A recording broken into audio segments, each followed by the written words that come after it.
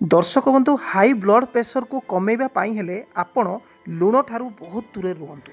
दिन को 4 ରୁ 5 ग्राम लुण नियंतु। सेइथि पाई हेले जो खाद्य पदार्थ रे अधिक लुण थाए सेही खाद्य पदार्थ गुडी को आपण ग्रहण करंतु नाही। अधिक मात्रा लुण थिबा खाद्य गुडी को हेला पांपड़, आचार, मिक्सचर जहाँ किछि स्पाइसी खाद्य गुड़िकर प्रायतः अधिक लुण थाए से गुड़िकरू आप दूरे रुहतु। ता सहित कहवा गले मैदा युक्त खाद्य ठारू दूरे रुहतु, जेमिति ब्रेड, सॉस।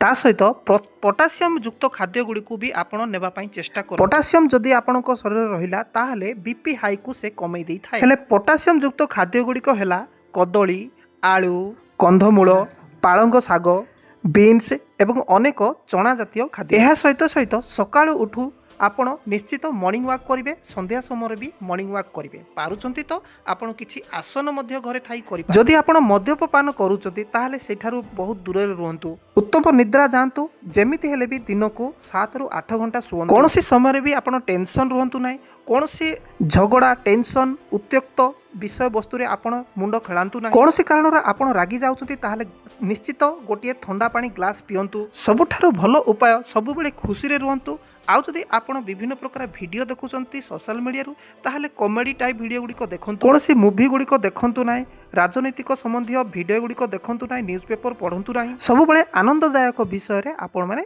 लागि रुह। देखिबे आपनकर हाई ब्लड प्रेशर कम रहिबो। मो एही चैनल रे एही भली अनेक हेल्थ रिलेटिव वीडियो गुडी को नै आसुची। आपण माने एही चैनल रे अपडेट रहिबा पई चैनल को सब्सक्राइब कर रखि थांतु।